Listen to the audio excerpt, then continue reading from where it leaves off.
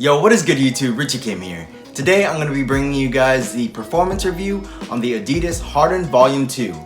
If you guys enjoy reviews and other sneaker related videos, do me a favor and hit that subscribe button down below. But anyways, let's get right into it. As always guys, starting off with the traction, the Harden Volume 2 features this fractal traction pattern. It's very similar to the Volume 1 traction pattern.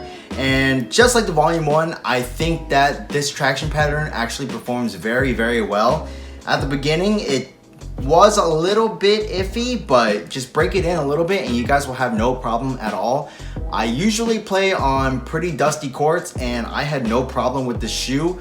Just make sure you wipe and then you guys should be fine, as it does pick up a little bit of dust. What I'm really hoping for is that the traction on future colorways of the shoe are even better. I know for some Adidas basketball shoes, the solid rubber outsoles actually don't perform as well as the translucent ones. That's the case with the Harden Volume 1, and it may be the case with the Harden Volume 2 as well. So maybe future colorways that have translucent outsoles will be even better.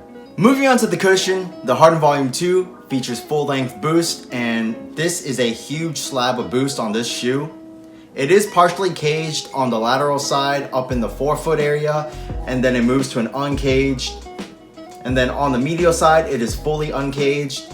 In the heel, you can definitely feel the boost. It is pretty bouncy. It's not too much bounce, but it's a good amount of bounce. And in the forefoot, you don't really feel too much bounce, which gives you that nice stability and really, really good court feel.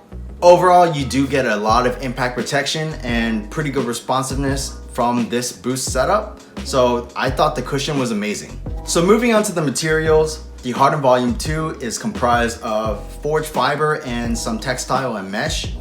So up in the toe area, this is actually a cover or a shroud, just like on the Volume 1, except the Volume 1 had leather, suede, nylon, or some other materials. What the forged fiber does is it gives this shoe targeted durability and lightweight support, and it does exactly that. I think the forged fiber offers great containment, especially in the forefoot area.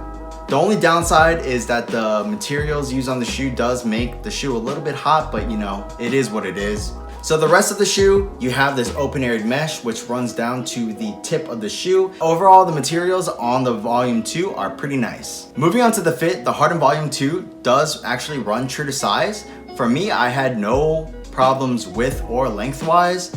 Even though I have slightly wide feet, these shoes felt perfectly fine on my foot.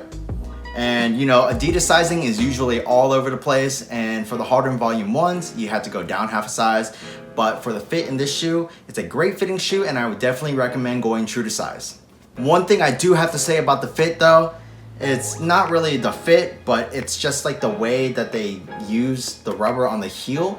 It does make it feel as if the heel's slightly clunky, but only slightly. Even compared to like other shoes, it's just slightly clunky. Compared to something very minimal like the Curry 4 Lows, it feels very clunky, but other shoes, it doesn't really feel that bad. So just something I thought I would mention to help you guys out. Moving on to support, the support in the Harden Volume 2 is actually pretty good. I didn't have any side-to-side movement on the footbed. I did have some heel slippage at first in my right pair, not my left pair, just my right pair, and I don't know why.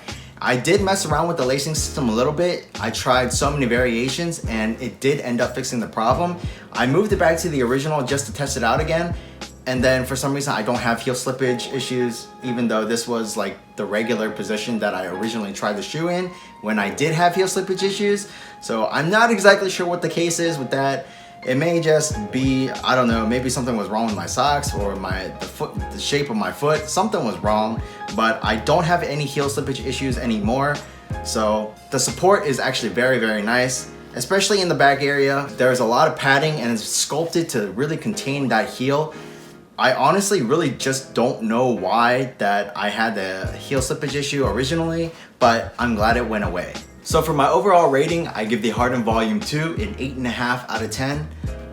I do think it is a great performer. I just wish that, you know, some things were a little bit different.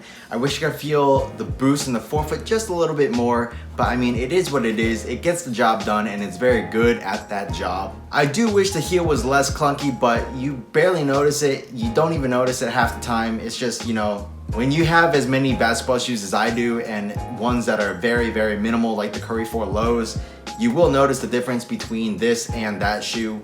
But if this is your only shoe, you guys aren't going to even notice. At this point, I'm just nitpicking.